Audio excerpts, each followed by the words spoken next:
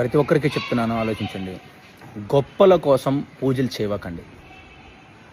గొప్పలకు పోయి గొప్పల కోసం పక్కోడు తొడగోసుకున్నాడు, నేను మెడగోసుకోవాలి. పక్కోడు 10 అడుగులు వినాయకుని పెట్టాడు, నేను 20 అడుగులు వినాయకుని పెట్టాలి.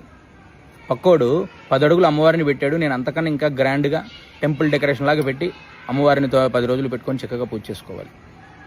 గొప్పల కోసం పక్కవాడు 5 రకాల పదార్థాలు నివేదన చేశాడు, నేను 15 రకాల 20 రకాల పదార్థాలు నివేదన చేయాలి.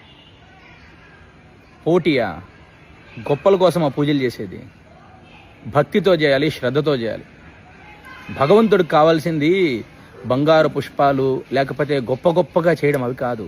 నిర్మలమైన మనస్సు, నిశ్చలమైన భక్తి. భగవంతుడికి కావాల్సింది నిర్మలమైన మనస్సు, నిశ్చలమైన భక్తి, గొప్పలు కాదు. గొప్పలకి పోయి నేను ఇన్ని లక్షలు ఖర్చు పెట్టి వినాయక మండపాలు మెయింటైన్ చేశాను, నేను ఇన్ని లక్షలు ఖర్చు పెట్టి అమ్మవారికి పూజలు చేశాను, నేను ఇన్ని లక్షలు ఖర్చు పెట్టి విగ్రహాలు పెట్టుకున్నాను ఇంట్లో, ఆ విగ్రహాలు పెట్టుకొని విగ్రహాలకు రోజుకో ఒక రకంగా అలంకారం చేసుకున్నాను. ఈ మధ్యకాలంలో రీల్స్ కోసం, సోషల్ మీడియాస్ కోసం. భక్తి ఎక్కడుందండి? మీ నగలు చూపించుకోవడానికి, మీ ఇంట్లో వెండి ఆభరణాలు చూపించుకోవడానికి రీల్స్లో,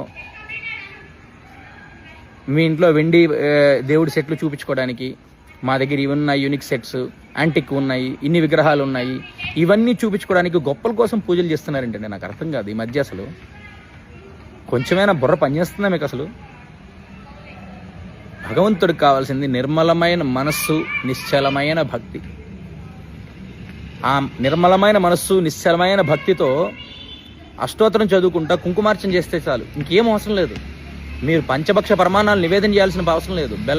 వడపప్పు పానకం చాలు, అది కూడా లేదా చిన్న పటిక బెల్లం చాలు.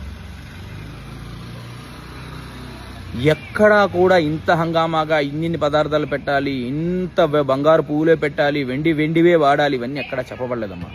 మీరు సొంతంగా క్రియేట్ చేసి పక్క వాళ్ళ మీద అది రుద్ది గొప్పల కోసం పూజలు చేయకండి అమ్మా దయచేసి. నేను ప్రతి ఒక్కరికి రిక్వెస్టింగ్గా చెప్తున్నాను.